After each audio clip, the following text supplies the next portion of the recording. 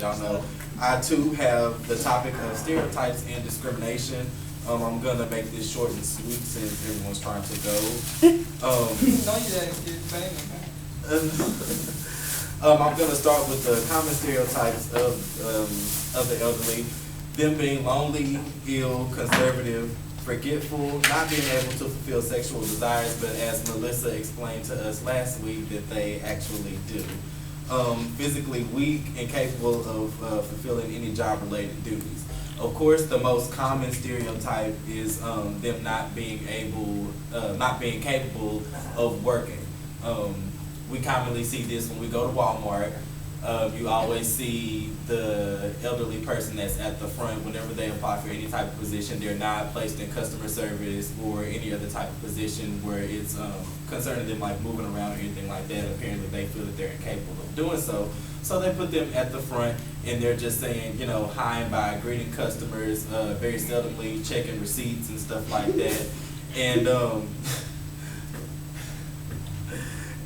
ultimately, I just feel as if like, you know, that's the most common and that's the most disrespectful one to me, because I feel as if they're much more capable of much more. They could at least be in cash registers or whatnot, but instead they always put them at the front.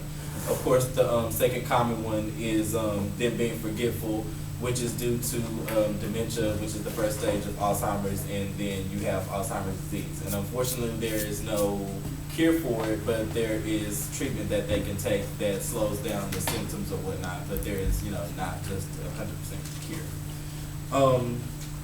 I didn't get to print off many PowerPoints, but this is like a funny picture that I had seen online.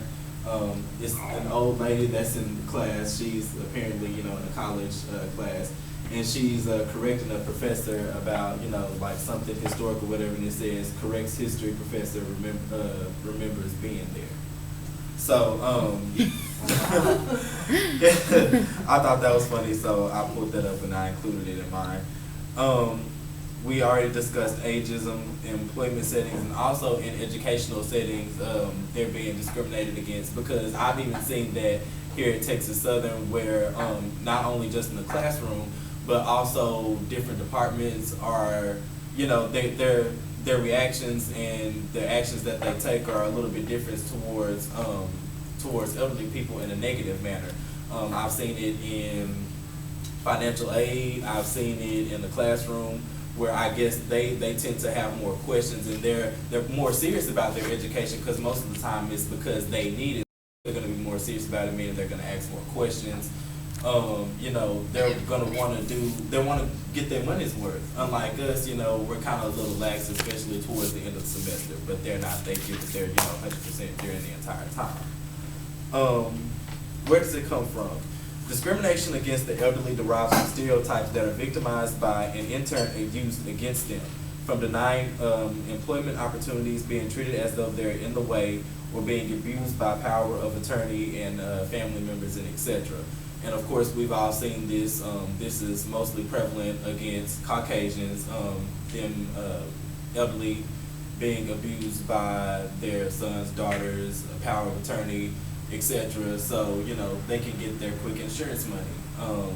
We've seen it in movies, all of that. So that's pretty much self-explanatory. My last thing, what can be done to help the elderly? Encourage and embrace the elderly to get involved, expose them to more opportunities to be active, examine our attitudes and actions about ageism, and treat them as if they're independent adults. As Clethia was talking about, we tend to revert back to treating them as children as they get higher in age, and it shouldn't be that way. It should, you know, it should be the other way around. They've grown from, just like we have, from babies to teens to adults to middle-aged adults to older citizens, and that's what they need to be treated like. Also, I feel as if we really need to embrace them as far as them being active in every aspect, meaning mentally, physically, etc. Because as Ms. Herring had told us, you know, like kind of at the beginning of the semester, if you don't use it, you simply lose it. And so I believe by keeping them busy, you know, having them, whether it be physical fitness or Sudoku puzzles, just simple things just to have their mind stimulated, their body stimulated.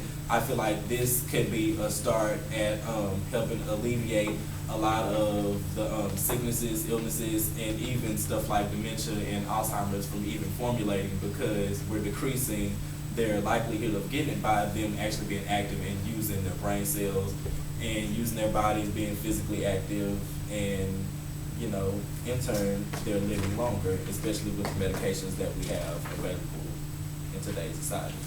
So that is my presentation. And